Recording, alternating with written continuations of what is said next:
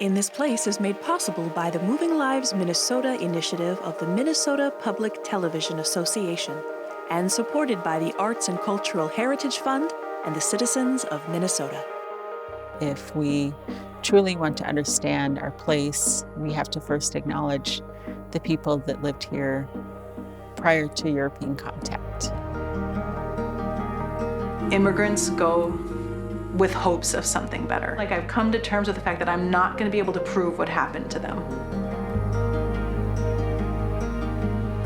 My parents are from Solano, Italy, and we have many, many relatives still living there in Solano. I am very proud to be a Muslim. There is no doubt about that. I am proud to be a female in the computing field at the cutting edge of innovation.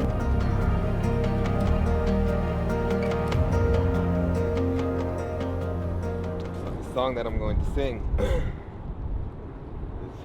for Ampowi, that morning star, sun. So the translation, Ampowi ki yuha hoye wayelo. The morning star returns. Carry my voice that I'm sending. Ampowi ki iokateha ote hikelo. The morning star returns. I see the hardships that are coming.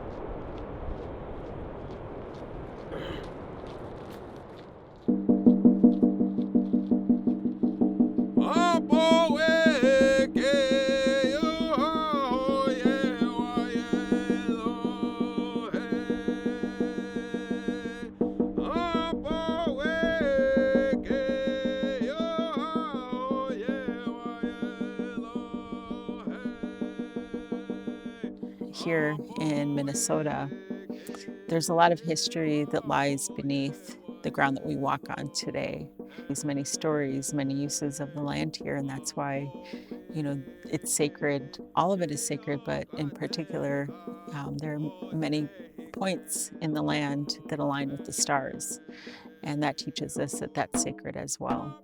My father left a legacy for me to follow, which began with our petroglyphs, which are rock writings and rock paintings, and they can be found anywhere, caves, rocks, anywhere natural.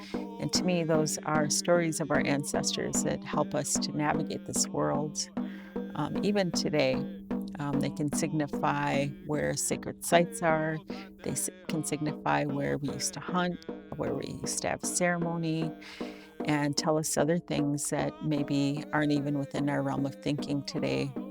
We all come from the earth, we all come from the stars, and we're all here together. And if we truly want to understand our place, we have to first acknowledge the people that lived here prior to European contact. And we have to acknowledge that history before we can understand how to even move forward. There's a saying in our culture that we come from the stars and we go back to the stars, and it's reflected in our earth effigies or makapaha. It's reflected in our clothing, in our homes, in all of our what people today call art forms. But we have no word for art in Dakota. Everything we made was beautiful. It told a story and it served a purpose, but it wasn't made to just hang on the wall and be admired. It lived, and it embodied the dakushkashka, which is the energy that makes things powerful, makes them alive. And so as Dakota people, we've acknowledged this dakushkashka in every bit of creation, in the stars, in the rivers, the lakes, the stones, the trees, the animals, and even in ourselves. Amidakiapi yuha chantewastena page yuzapi washichuia ithanirdes makiapido Dakota chaje kintachcha tashio tankawichasta chashmatumpi damakota Nakun deha Minnesota makoche Edward Tiga Bedewakan tuan ohunkankan obadaki dedo. Hello, my relatives. It's good to see all of you here. My name is Ethan Neerdales. I'm from the Bedewakan tuan Dakota Nation, the original people of this place, Minnesota Makoche. Through our history, we've been here for thousands and thousands of years. We never came from anywhere else. We didn't cross the Bering Strait. like we often hear theorized by Washichu archaeologists and anthropologists. But our elders tell us we come from the stars, we come from the center of the earth, from Bedote. And so we have a birthing story. We don't have a creation story, but we have a story of being born as a nation. Oyate wan tumpi yedo. Anin, Najake Wasing and Dijnakas, Magizi and Dudame, Mrs. Zagaigan and Dunjaba. My name is the Star That Shines Alone. I'm of the Eagle Clan, and I'm from the Mille Lacs Indian Reservation. My name, the Star That Shines Alone. In English, it sounds like I shine, I do well when I'm alone. But in Ojibwe, it doesn't translate that way. It's like actual light. Najake was a Money-Doo that was here when the Money-Doo were here on Earth creating the Anishinaabe. And when the head Money-Doo, the head spirit, said that it's time for the Money-Doo to go, Najake didn't want to quite go because he cared for the Anishinaabe so much. The Anishinaabe is a really large group of people. We migrated over from the east where we were once a part of the Iroquois Confederacy. And as the stories of the arrival of the Europeans was making its way up from the Caribbean, the Anishinaabe people were so connected to their spiritual energy system, there was a message given to start heading west. And the prophecy was, go west until you find the land where the food grows on the water. And then that's where your people will be saved. Over the course of a couple hundred years, using the navigation routes of the Great Lakes, eventually arrived in northern Wisconsin and eastern Minnesota. Anishinaabe seem to be a little bit more practical in regards to sacred sites. Everybody has their own, and because we migrated over, who knows what we left over there on the East Coast. What we had to give up, that had to have been a big decision. To leave everything that we've ever known, move out, move west into the unknown. Often when we talk about the land up north, we're talking about Ojibwe communities today, but it's important to remember Dakota people have always been here, as well as the Cheyenne, the Arapaho, the Crow. There is many nations that have called this place home throughout history. And we don't take ownership of it, but we're related to it. We're a part of it. So my connection to this land and to this space and place really goes back to our Arapaho creation stories. And one of the stories that I was told is that we had a great migration that took place during the Ice Age. Our nation was traveling across the Minnesota River, and there was a break in the ice, and half of us went westward towards the Colorado Basin, and half of us stayed in this region. Being born as a nation, Oyate wan tumpi yedo. And those are powerful words. That word tum is to be born, but it's also to manifest your power. A lot of these concepts, these teachings, they're difficult to translate into English because English is a borrowed language. It's good for capitalism, for ownership of people, places, and things. But our Dakota language, it's about being a relative. Everything is interconnected, interdependent. And so when you operate from a position of being a relative, your entire experience in life changes, and it becomes a journey of healing for yourself, your people, your community, your family. And so our stories are very old. They go back to the beginning of time, but they connect us to the future as well. And so there's stories of place everywhere throughout this Turtle Island. We didn't allow our politics to navigate the way that we move forward. We allowed the collective people and our way of governance to tell us in which way we needed to go. But we also relied on the natural elements and our connection to our trees, our earth, the air, the sky, everything, even the sun, and especially the morning star, because that was the first star that broke the day, that brought the sun, and the first star that we prayed to, the first star that we sang to in the mornings.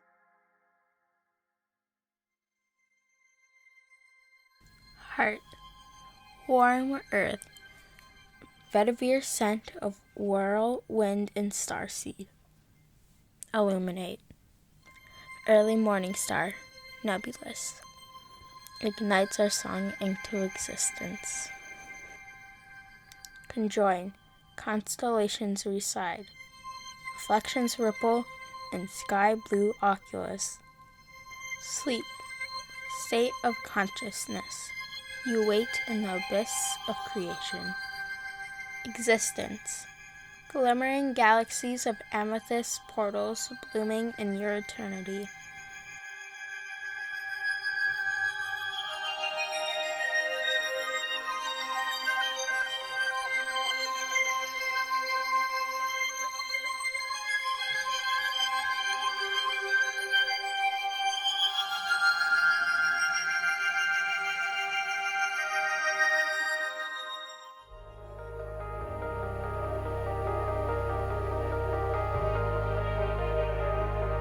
Weaving has become almost like a metaphoric language.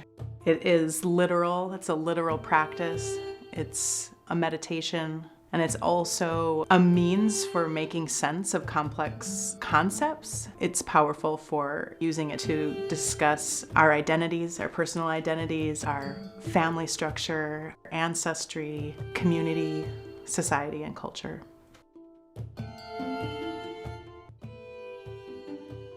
Growing up, I was always aware of our Finnish heritage. Heritage was about where we came from. It was about the country and the culture. But when I was an exchange student and I lived in Finland, that changed my understanding of heritage. I'm recognizing that there is a difference between knowing where you come from and knowing who you come from.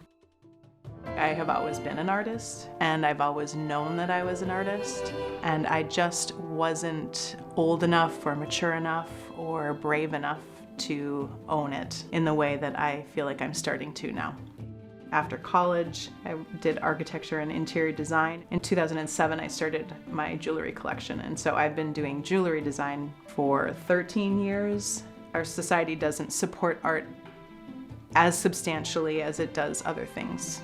So my journey to accepting myself as an artist has really been about proving that practical aspect. Being an artist is a practice. It's a practice of engaging in your own vulnerability, in your own thoughts, feelings, memories. It's an embodiment in some ways, but I feel like that's what makes artists extremely valuable in society.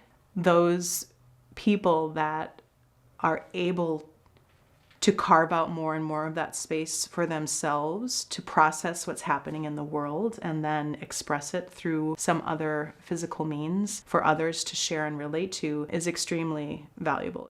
My current work is really inspired by epigenetics, the idea of inherited memory, ancestry, heritage, and then also overlapping with weaving and concepts of weaving, materials, and really this idea of kind of doing things incorrectly or challenging the right way. Both of my grandmothers died around the time I was born. My maternal grandmother died 9 months before I was born, and my paternal grandmother died the year after. So I've been thinking about who I come from.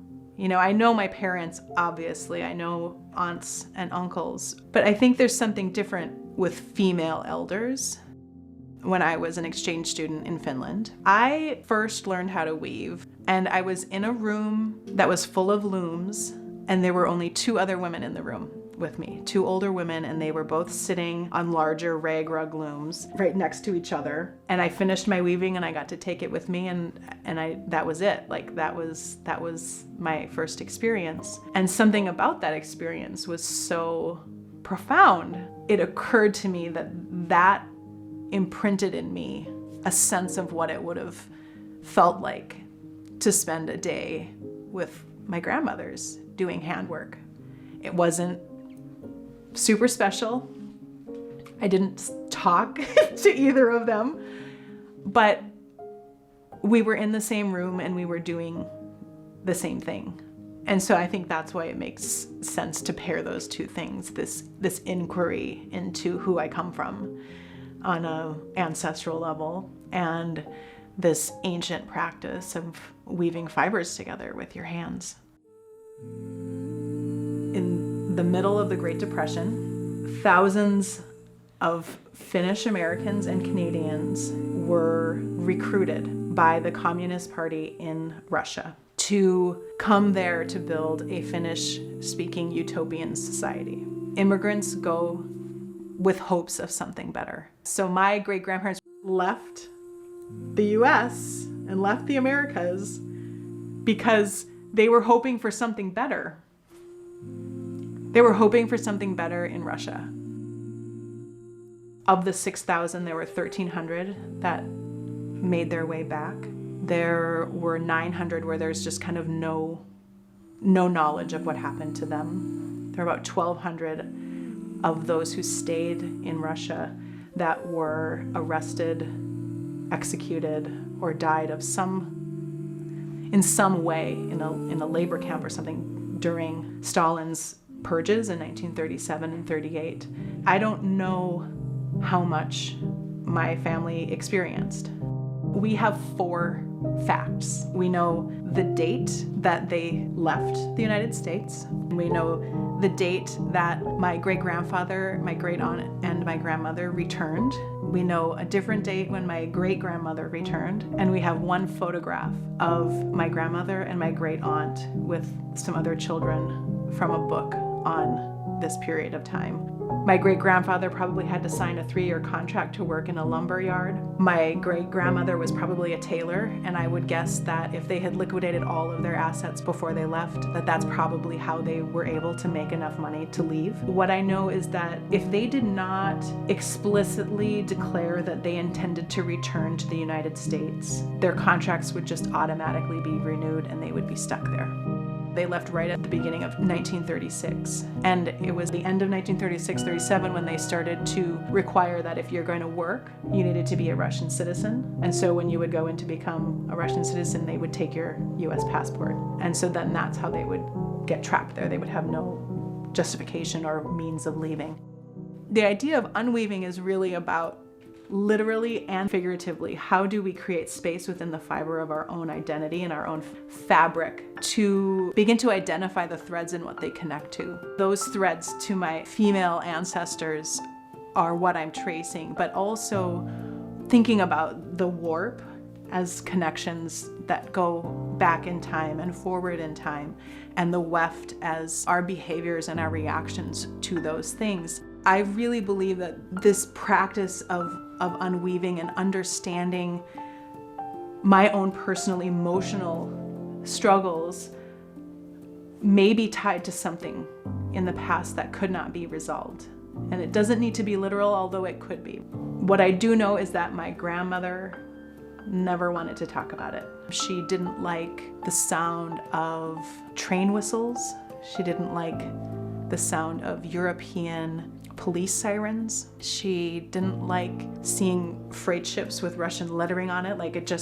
She just had reactions to it. She would listen to high school hockey games on the radio. When it got really exciting to the point where someone was gonna score, she would have to turn the radio off because it was too much for her to handle. And so, I mean, these are little things. They don't necessarily mean that she was traumatized her whole life by it. I believe that she kept a secret, and I believe that she wasn't the only one who kept the secret. This idea that, well, if I don't talk about it, then it didn't happen, or if I don't talk about it, then no one else has to deal with it. I don't have to burden my children with this story. I think that we should know these things. I think that we should know our stories, even if they're hard. My grandmother had this experience that made her afraid and fearful and ashamed and silent. And by me loosening that up and identifying it and talking about it, I can talk about it for her so that now it's resolved a little bit more in me so that then change can happen. The emotions of my great-grandfather, I'm sure he was embarrassed to make this decision to pick up your entire life, and you're responsible for your wife and your daughters as well, and then you go there. It's not what you wanted it to be or thought it was going to be. They were lucky to get out. What made him do that when so many didn't? The location of the project in Duluth was in Sister Cities Park, and one of the sister cities of Duluth is Petrosavodsk, which is the capital of Karelia. So that relationship is really based in this story of the Finns going to Karelia, because it was the Finnish Americans who were now Russians that fostered that connection.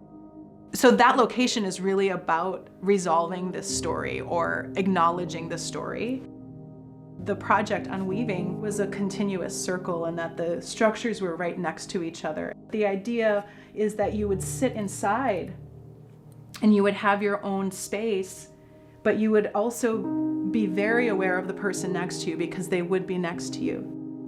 When I think about Unweaving, one of the other components, especially thinking about fiber arts as a language beyond just weaving as a language, if you look at knitting, so like knitting is one continuous thread that's looped onto itself, right, to create a fabric. And so if you miss a loop, or if one of those, if that strand gets snipped in any spot, the whole fabric will unravel back down to its one thing. But with weaving, there's an integrity to the structure of the fabric. And so you can start to evaluate different things.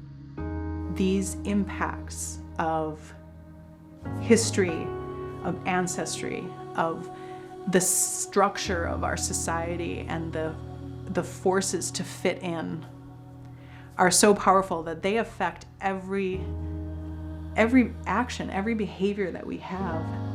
Just identifying them sometimes isn't enough, because you might identify one thing and it will repeat day after day after day in different ways.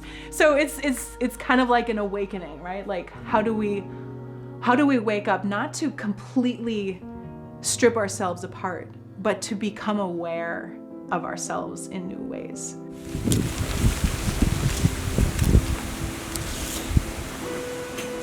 The expression that came out with the unweaving was these strands hanging down, and so that the four structures together really expresses the disconnection of the family fabric between the four members and the four structures, and it had to become more of a figurative expression of unweaving versus the literal that I had originally conceived of. But what happens with these structures is when you enter inside the space, and especially when you lay down and view the weaving, if the sun is coming through, the fabric is actually old sails that sailed on Lake Superior. And so I cut them into strips like you would a rag rug. And some of the fabric becomes very translucent with the sun, and so it kind of glows and gives a very golden light. And then the wind catches the ends of the fabric and creates like a very immediate connection, as the way that you experience the space is that you become grounded almost instantly by that connection to the wind and the connection to nature and the earth and this larger tapestry that we're all a part of. And so it becomes a space for contemplation and a space for reflection on the concepts of the project as they relate to each individual. What I learned through this project is that I'm never going to find any more facts about it. And I've come to terms with that. Like, I've come to terms with the fact that I'm not going to be able to prove what happened to them. One of the things that I did do is that I interviewed my grandmother's children. So my mom and my two aunts and my uncle. I just asked them to just share any memories that they had of her. Like, what was it like to be around her? What kind of mom was she? The lunches that she made, the food that she cooked, which day was laundry day and which day was, bread making day. I do believe that this experience impacted her, but I also believe that it propelled her to be extremely grateful to have gotten out. And I think she lived a very joyful life. She was always pleasant and supportive and loving. And every single one of her children, just, you could hear in their voices how much they loved her and how much she loved them. What I got from their interviews was that she allowed each of them to be exactly who they were. She allowed her husband to be exactly who he was, and she just loved them for who they were. And for me, that was what I needed from this whole project, was this confirmation that I don't need to fit into a mold, that I am enough just who I am, and that she would have been able to give me that kind of love and confirmation. It is about my grandma, but it's about all of it all at the same time, right? Like she's one of those warps, and this is one of those warps, and you know, it's all true at the same time.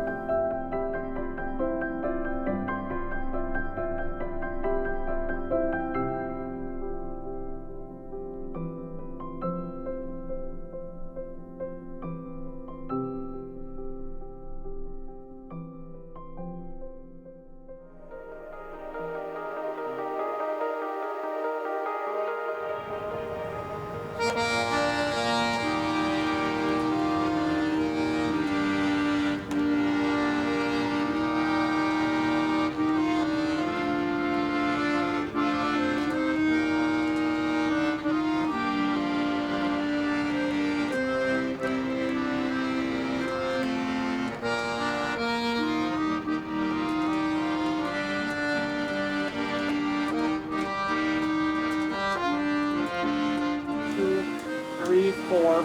I'll use this for the side plate.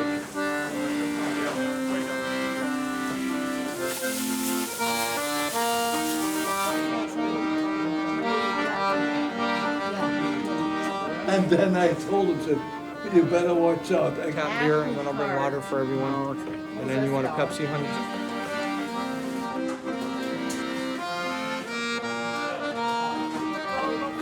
Oh my gracious. You better have more people than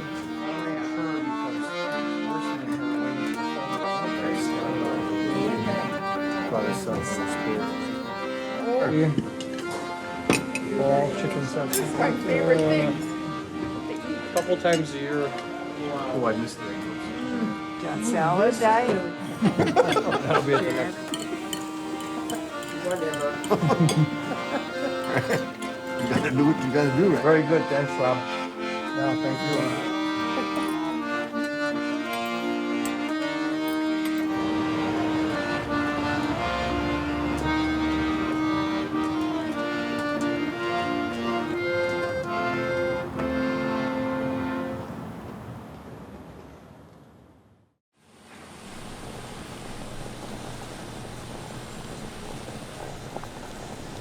I think we run the pastas like you say all week. To do a sandwich or burger. I'd like to do the wing one and the burger one. I don't care which one first, but I even told Donnie to pull a little bit more. And maybe we do try to push the, you know, our Italian burger. You guys ready? Yeah. Chop, chop. We gotta go to work. We're gonna go in the back kitchen, Mom. I got a chair. Okay, good. Hi. How are you? Hi. Good. Hi, Di. How are you? Hi. Good. Nice to see you. I'll see you later. Yeah. I got an apron for you, Okay. for both of you. Now, really, Rams should be here. Yeah, well, Yeah, they unfortunately, Rams isn't with us anymore. Yep. That's all I need, Auntie, is one more boss. Oh, one more Lautezi. One more Lautezi boss. You're damn lucky to have us. Yes, every day. What's that song? You get no meat with one meatball. So, do you remember what we do? No. 7 by 11. Robert and I used to do this in high school. Well, And of course, I didn't get paid, but I got all the meatballs I can eat. and all the drink you guys could find down in the basement. Wow, you didn't know about that. Yeah, right. Yeah, there's been a lot of meatballs rolled over the years in here. Oh, yeah. So Valentini's was founded in 1934 by Justina and her husband, Louis. She was the owner, and she was my mother-in-law. She could cook, she could buy groceries, she could sell booze, she could do anything. And during World War II, there was always a shortage of things, not for Justina. Two of the rooms upstairs were empty, and one was full of coffee, and the other one was full of booze. She was a good buyer. And then after Justina handed it down to her sons, Bruno Valentini and Nello Valentini, and Nello was married to my aunt, Dinella, who was a Lautisi, and my mom is a Lautisi, so that's how we're related to the Valentini supper club gang. After Nello and Bruno left, my son Robert Valentini and Michael took over. And they've had it for a number of years, 15, 18 years, something like that. Yeah. And then they decided that they were going to get out of the business. I was over in Hibbing. I had a restaurant over in Hibbing. I was managing one of my chefs over there, Rob Russo, who's he worked for me there, but his mother owned a Vietnamese restaurant in Hibbing, and he was working for me, and I kind of, through the years, we had talked about maybe having our own place. So I brought it up to him, maybe we should look at Valentini's because it was for sale. We came over in 2002, and we've been here ever since. It's been 18 years now.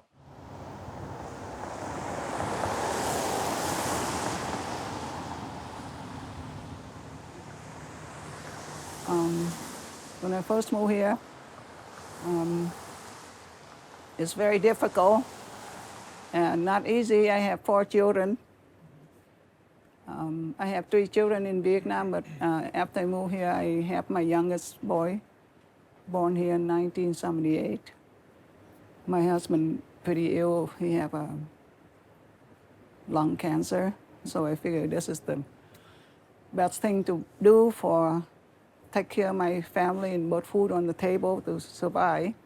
I mean, this wasn't like this at the beginning. Yes. I was 15 or 16. Yeah. But yeah, I was 16, and then my brother was 12, and obviously was here spending a lot of time in the kitchen with Mom, Yeah. But when I was younger, at her first 2 restaurants, I was there peeling onions and washing dishes and learning the trade. It wasn't all work; it was play and running around and just growing up in the restaurant business. And my son Rob, he always is supporting me and be right on my side, and he like my right and left hand. So he do everything what I expect him to do, and he doing really well until this day. Mom taught me you got to put out a good quality product and make sure it's fresh, make sure it's homemade. Mm-hmm. I mean, that's where I learned most of my stuff, and I still use it to this day. I hold it close to me. I use a lot of fresh garlic and fresh onions while my cooking. I come from Vietnam. I live right on Saigon City, and that's where I grew up. My mom and dad my mom is a pharmacist, and my dad is a professional oral surgeon. My aunt used to have a restaurant in Saigon, and when I was little, they always bring me there and eat, and I always go in the kitchen like my son Rob. And I just kind of, I like to connect with people, but my dad my whole family always want me to be because my whole family, my dad's side, all lawyer and doctor and all this, and I want to be different. I want to be on my own. So I move on and do what I like to do, and so that's how I end up to meet my husband. He was there, he's a chemical engineer.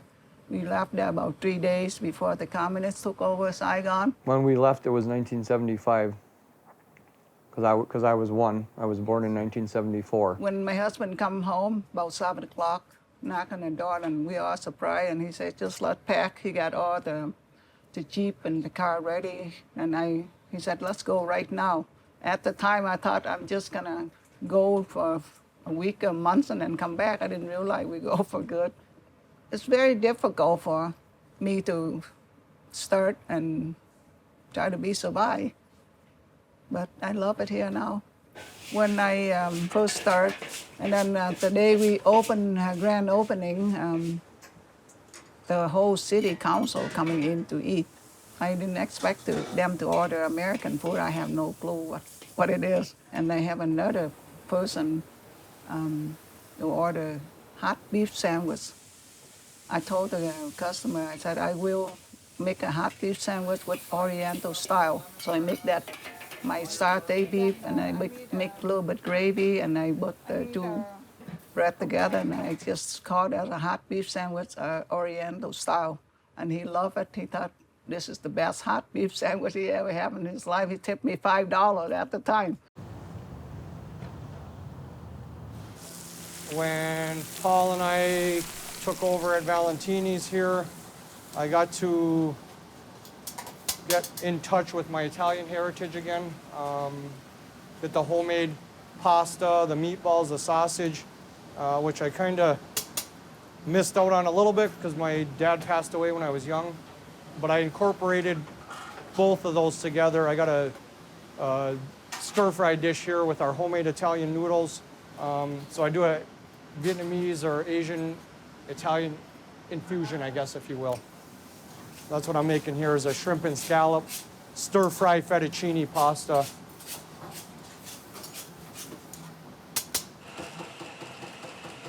We still make all our stuff homemade here. We try to carry on as much of the tradition as we can. I mean, I've had a chance to buy machines to do this for me, but we still do it by hand.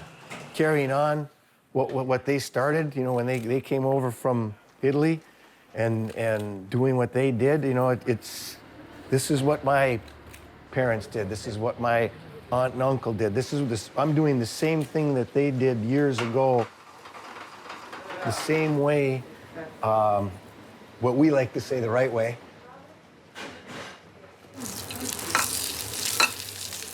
So yeah, I mean, that's the way we were taught. So it's a sense of pride to be able to do it and do it the right way. My parents are from Fusonado, Italy, and we have many, many relatives still living there in Sornano. Florence has been back to Italy 10 times. I've been there 3. Beautiful, beautiful, beautiful little city. It's absolutely gorgeous. You know, I don't know, you guys, I always wet my hands. I like it better when the hands are wet. Did you ever try that? No. It rolls better. They roll Faster. better. It rolls fast. Well, I'm all into speed. Got to make some money at this place. Valentini's, this is Cindy. Can I help you? Yeah, be a little bit. Hi. So today, Thanksgiving 2020, another great day in the year 2020. Usually we're closed on Thanksgiving Day. Always have been 20 years of doing this. This year, since the pandemic, we didn't get, our revenue's been way down. Rob decided that we were gonna do Thanksgiving curbside because that's all we're allowed to do. And right now we're at about 825 meals that we have to get out today. Well, 35 years ago, that was me. Well, 35 years ago, helping out at my mom's restaurant. So.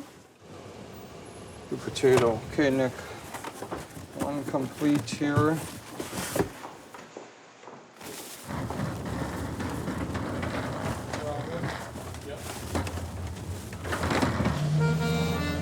Here's your other one. Thank you very much. You guys have a good Thanksgiving. A lot of people couldn't get together in town, and it's hard for them to cook and then deliver to people. So they get our food, and a lot of people were delivering to their parents or to their kids because they couldn't get together for Thanksgiving. So yeah, I mean, it's nice to take care of the town because they take care of us. People jumped on board to support us, take care of us. We're a family-owned place, and we cook food homemade. This is a scratch kitchen. Many, many days of prepping, finalizing, packaging, putting it together, and glad it's over. Glad it's over with now. So,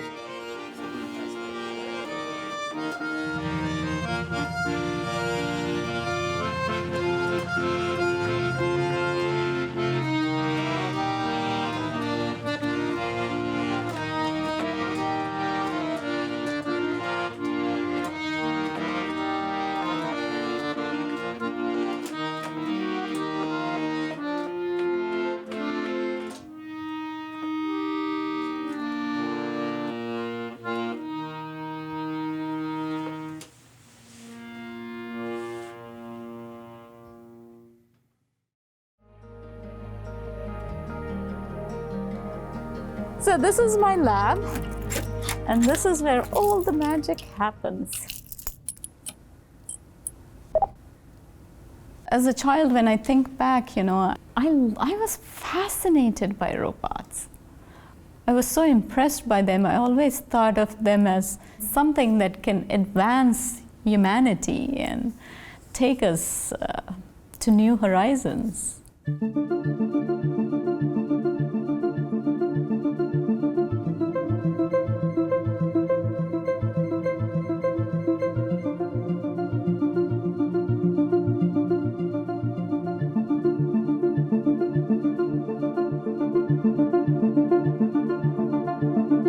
Hi, human. I am here to help you today.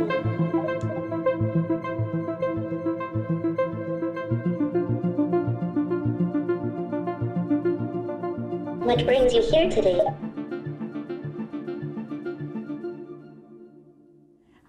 I'm Arshia Khan.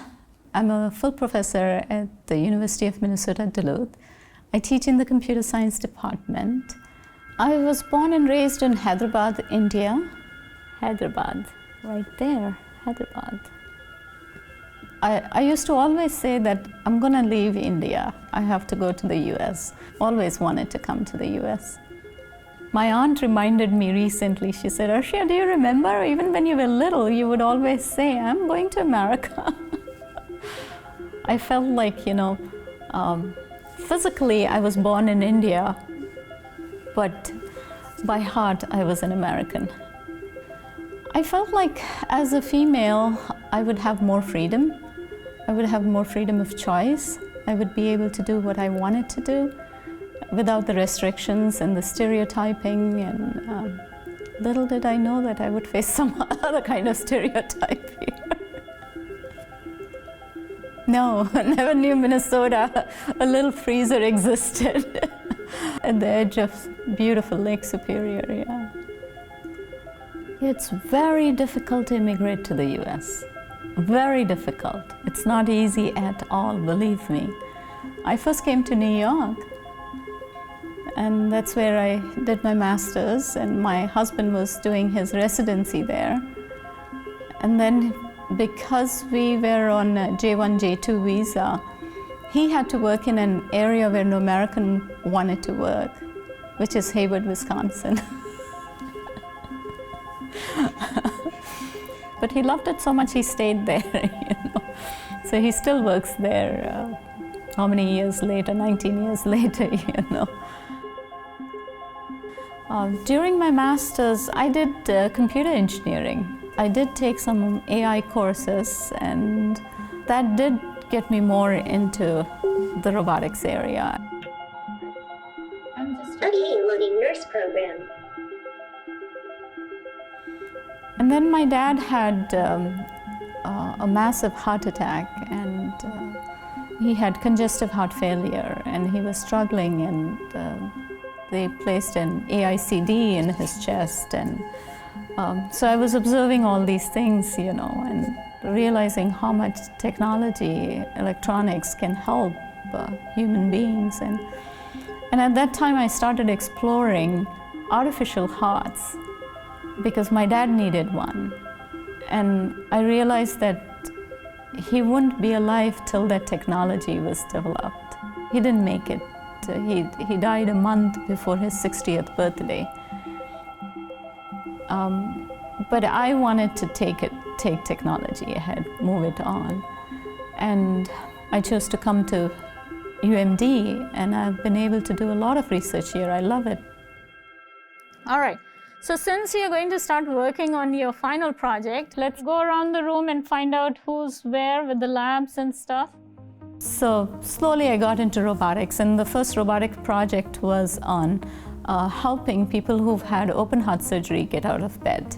If somebody has had a cardiac event, they don't have the strength to get out of bed. So Baxter the Robot is the robot that I used for that. My student used to practice with a bag of rice because we were afraid of putting a human there. There's a very fine balance between lifting the person, and it depends on the weight of the person, and it has to be calibrated accurately, otherwise, then the person can get smacked on the wall rather than gently lifted out of the bed. So that's pretty much it. He's not really running too well today. Most recent studies show that there's a strong connection between the heart and the brain. People who have heart disease tend to have dementia as well. And especially if somebody has had a cardiac event, 25% of the people go on to have vascular dementia and other types of dementia. So that was the connecting point for me, that, you know, I think I need to do something with dementia, because I also have the fear that I might get dementia, you know. We have strong cardiac history, and so if I can help, you know, that would be wonderful. Introduce yourself. My name is Pepper. What are you driven to do? I am driven to help dementia patients. Do you know where you are? I work with Urshia Khan and her students with the University of Minnesota, Duluth. What are you capable of? I have multiple sensors that can track and recognize objects in speech. I have various actuators and motors that help assist me in moving around and interacting with my environment. Urshia and her student will use my sensors and actuators in programming me to help assist dementia patients. So today, most of my work is with dementia, using robotics to help people with dementia. Think of it as a companion, a buddy that is often telling them, you know, what to do, how to do. Because if they are starting to forget, then the robot can be very helpful in reminding them of things. For example, you know, medication management. It's an issue with people with dementia, because if you forget to take one of the medications, that can cause issues, you know. And especially during the pandemic, it's difficult for the nurses to approach the person with dementia, you know. And so this way we are preventing, you know, contact with another human. But at the same time, there is some sort of social connection there. I thought that, you know, robotics could bring to humanity that connection, that communication that we might miss. The gap that we might miss, the robots will be able to fill. I have a question for you, Urshia. Why are people afraid of robots? Interesting.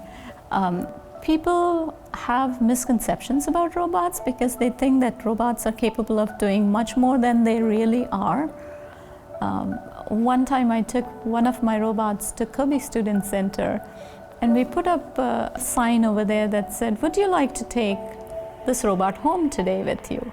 One bowl was marked no, one bowl was marked yes. And then we left some post-it notes for people to write comments if they felt comfortable. They didn't have to. 77 of them said they would take the robot home with them. And then there were some negative comments that said, you know, the robots are going to destroy the world. Why are you doing this satanic work and stuff like that? You know, like a computer can only do what you program it to do. Same thing with the robot. Yay! Whatever you program it to do is all it can do. So it really cannot take over the world. Not yet.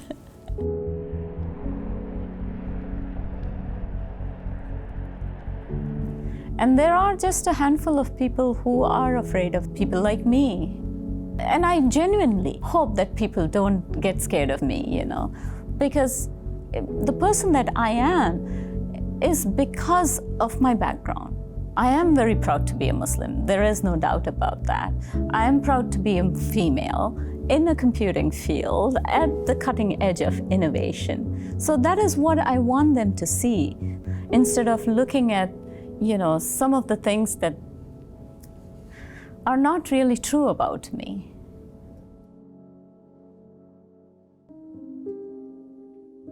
One time, I was coming back with my husband from Hayward, Wisconsin, and we were just turning into our house when the state trooper stopped us. He came, walked up to us, and then he said, "What are you doing here?" So we said, "We lived there." He couldn't believe that we lived there, and he said he called the Border Patrol on us. My husband started to ask him questions, you know, why are you holding us? Because my youngest one, she was 5 or 6 and she needed to go to the bathroom and she was restless. I sort of tapped him on his chest and said, you know, it's okay, let it be, even if she goes in the car, it's okay, we can clean up because, you know, he might shoot you, because we were afraid he would shoot him and he could say anything, you know, after that. And about 45 minutes later, he came back and he said, it's okay, you can go now. So turned out that, you know, the Border Patrol checked on us and then said, no, they are American citizens, you know. So we complained. I wrote a letter to the State Department. The State Department came back saying that, you know, he saw foreign nationals in the car and he had the right to stop. No apology, nothing, you know. So it's like, just because I look different, I don't look white, is that what it is? So why did I look like a foreign national? It made me think about the choice I made to come to the US, you know. I came here thinking that I would have that freedom, but unfortunately it was an awakening that, you know, you're never free. There are days when I'm really upset and sad, but I wouldn't, if I went back, I would not make a different choice. I always thought of myself as an American. I would want others to think of me the same way, you know, because this is the land of immigrants. And that's the beauty of America, you know. We are great because of who we are. You know, that the diversity is what makes America great. The diversity is what makes us the leader in every field. There are days when I feel exhausted, but I love working with students. And of course, I need to be with my robots. So even now, when I'm sitting with my robots, I'm very happy. Even if I'm upset about something, you know, it's my robots just make me happy. And the next thing is, because I'm working on, like, I got the Bold Ideas grant, so I'm working on designing a dementia-friendly, intelligent living space. I've never done such a big study in my life before, so this is one of the biggest challenges.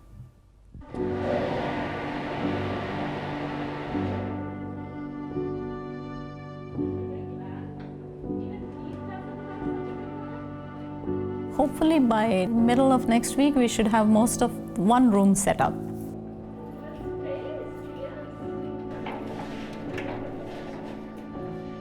So we work like a large team, you know, all the students and myself.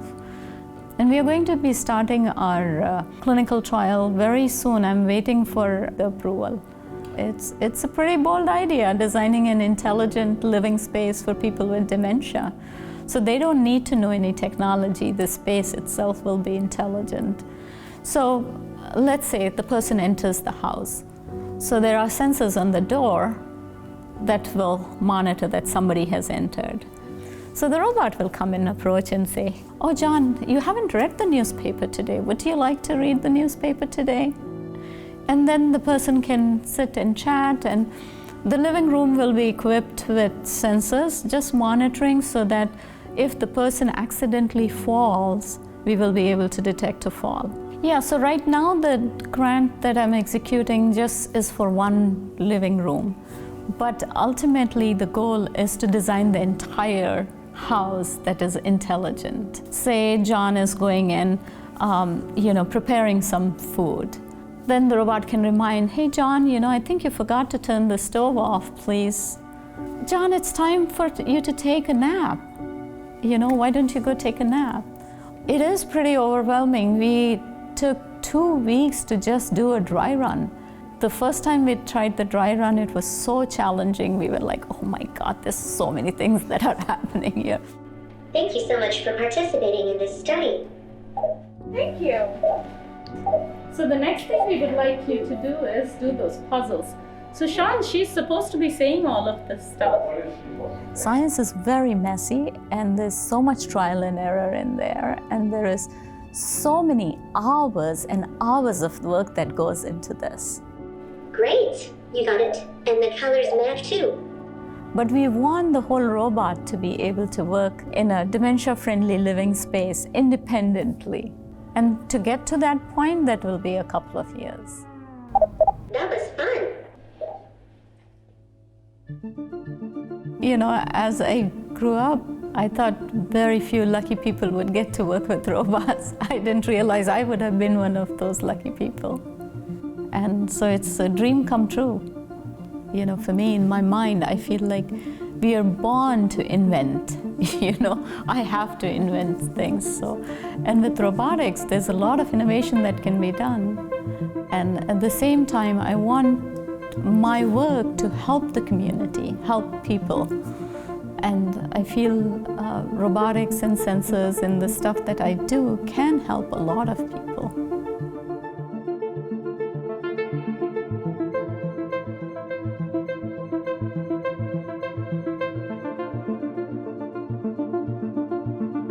Self-destruct sequence initialized. 10, 9, 8, 7, 6, 5, 4, 3, 2, 1. Hey, Pepper, shall I give you a hug? Of course. Yeah. Of course. In This Place is made possible by the Moving Lives Minnesota initiative of the Minnesota Public Television Association and supported by the Arts and Cultural Heritage Fund and the citizens of Minnesota.